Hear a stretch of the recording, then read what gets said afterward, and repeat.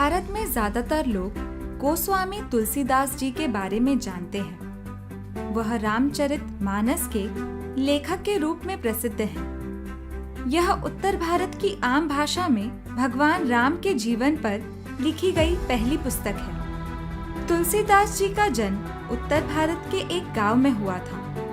कहा जाता है कि गोस्वामी जी अपनी माँ के गर्भ में 12 महीने रहे थे। उसके बाद उनका जन्म हुआ था। जब वह पैदा हुए थे तो वह 5 साल के बच्चे जैसे दिखते थे।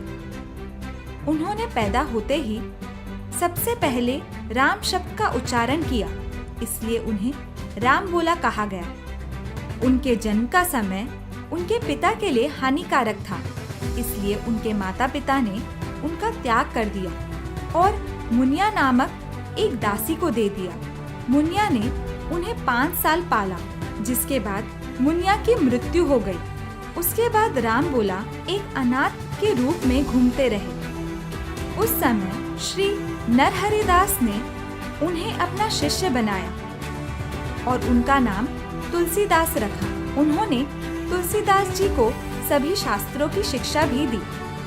तुलसीदास जी के विवाह को लेकर 2 मत हैं। जो लोग मानते हैं कि वह विवाहित थे, वह ये बात बोलते हैं कि एक बार तुलसीदास जी किसी काम से बाहर गए थे। तब उनकी पत्नी अपने पिता के घर चले गई थी। तब तुलसीदास जी अपनी पत्नी से अलग होना सहन नहीं कर पाए और आधी रात को उनके घर चले गए। उनकी पत्नी ने उन्हें ये कहा कि जितना प्रेम आप मेरे मांस और हड्डी के शरीर से करते हो, उतना प्रेम अगर आप भगवान से करोगे तो आप भगवान को पा लोगे।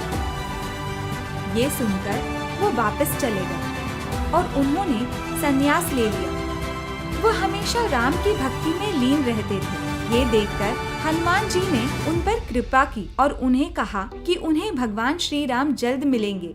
एक बार तुलसीदास जी चित्रकूट के घाट पर बैठकर चंदन घिस रहे थे। तब भगवान राम उनके सामने प्रकट हुए। तुलसीदास जी ये देखकर इतने भाव विभोर हो गए कि वे भगवान को तिलक करना ही भूल गए। तब भगवान ने खुद स्वयं को और तुलसीदास जी को तिलक लगाया। इसके बाद तुलसीदास जी रामायण की रचना करने में जुट गए। उन्होंने संस्कृत में रामायण लिखना शुरू किया, लेकिन भगवान शिव ने उन्हें अवधी में लिखने की सलाह दी। काशी के पंडित अवधी में लिखी रामायण को मानने के लिए तैयार नहीं थे। उस समय रामचरितमानस को परीक्षण के दौरान पुस्तकों के नीचे रखा गया, लेकिन सुबह जब दरवाजा खोल के देखा तो रामचरितमानस किताबों के सबसे ऊपर मिली। इसके बाद रामचरितमानस का उत्तर भारत में पाठ होने लगा। गोस्वामी जी को कई लोग ऋषि वाल्मीकि का अवतार मानते हैं। उन्होंने कई अन्य पुस्तकें भी लिखी हैं, जैसे विनय पत्रिका इत्यादि। आज उनका रामचरितमानस करीब से हर हिंदी भाषी हिंदू के घर में पाया जाता है। वह वास्तव में न केवल एक महान कवि थे, बल्कि भगवान राम के एक महान दिव्य भक्त भी थे। ऐसे छोटे छोटे वीडियोस को देखकर हिंदू धर्म के बारे में और जानने के लिए इस ज्ञान कथा चैनल को सब्सक्राइब करें।